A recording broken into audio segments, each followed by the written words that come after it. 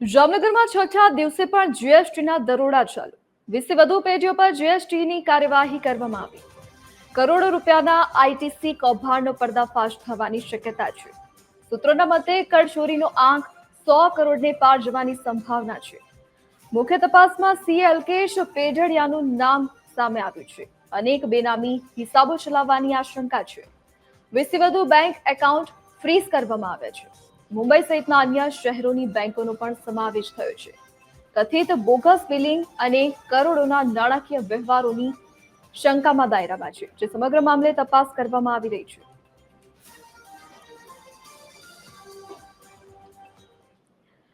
વધુ જાણકારી સાથે સંવાદદાતા સલમાન ખાન આપણી સાથે જામનગરથી લાઈવ જોડાઈ ગયા છે.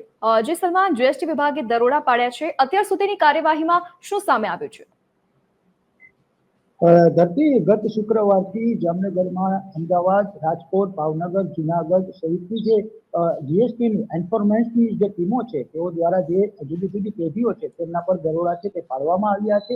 આ દરોડાની કાર્યવાહીમાં 20થી વધુ પેઢી છે કે જેમની જે કહી શકાય કે ક્યાંક ને ક્યાંક જે તેમના ચકાસણી છે તે કરવામાં આવી રહી છે. મેગા સર્ચ ઓપરેશન છે તે હાથ ધરવામાં આવ્યું છે અને જામનગરની આ જીએસટી કચેરીના સીધા દ્રશ્યો છે કે જે છેલ્લા 6 દિવસથી અહીં ધમધમતી રહી છે. અહીં જે રીતે વેપારીઓ, ઉદ્યોગકારો છે તેમને બોલાવવામાં આવી રહ્યા છે, તેમના જે કહી શકાય કે તમામ જે બિલો છે તેમના પુરાવાઓ અને દસ્તાવેજી પુરાવાઓ છે તે મેળવવામાં આવી રહ્યા છે. બીજી તરફ વાત કરવામાં આવે તો જે જીએસટીની આ એન્ફોર્સમેન્ટની જે જુદી જુદી ટીમો છે કે તેઓ દ્વારા જે જામનગરની 20થી વધુ પેઢીઓ છે કે જેમના 1 કરોડથી વધુના જે રકમના બેંક એકાઉન્ટ હતા તેમને હાલ ફ્રીઝ કરવામાં આવ્યા હોવાનું સૂત્રો દ્વારા છે તે માહિતી આપવામાં આવી છે.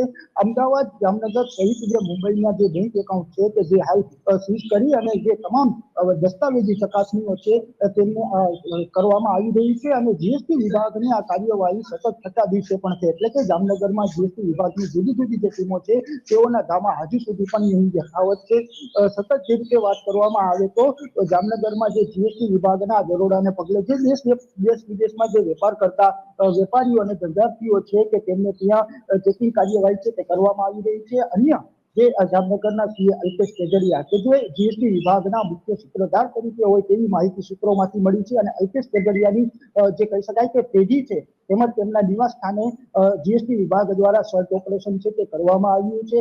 હાલ અલ્કેશ પેઢડિયા અંડરગ્રાઉન્ડ છે, પરંતુ તેમની પત્ની શ્રુતિ પેઢડિયા છે કે તેમનું પણ નિવેદન છે તે લેવામાં આવ્યું છે. તેમના દસ્તાવેજી પુરાવાઓ છે તે જીએસટી વિભાગ દ્વારા કબજે કરવામાં આવ્યા છે. અત્યાર સુધી સૂત્રોનું માનીએ તો 100 કરોડથી વધુની રકમના જે બોગસ બિલ કૌભાંડ એટલે કે જે ઇનપુટ ક્રેડિટ કહી શકાય કે તેની ક્યાંક બોગસ બિલો બનાવી અને જે બોગસ પેઢીઓ છે તે ઊભી કરવામાં આવી હોવાનું સૂત્રોમાંથી જાણવા છે તે મળી રહ્યું છે. પરંતુ સત્તાવાર કોઈ પણ વિગતો છે તે સામે નથી આવી. જીએસટી વિભાગની આ 6 દિવસની કાર્યવાહી હજુ પણ યથાવત છે. આ કાર્યવાહી પૂર્ણ થયા બાદ જામનગરમાં બોગસ બિલિંગ કૌભાંડનું મોટો પર્દાફાશ થાય તેવી હાલ શક્યતા છે તે સેવાઈ રહી છે. જી ધરતી. જી સલમાન, વિગત સાથે જોડાવા બદલ આપનો આભાર. તો જામનગરમાં સતત છઠ્ઠા દિવસે પણ જીએસટી વિભાગનું સર્ચ ઓપરેશન ચાલુ છે. 20થી વધુ પેઢીઓ પર જીએસટી વિભાગ દ્વારા કાર્યવાહી કરવામાં આવી રહી છે.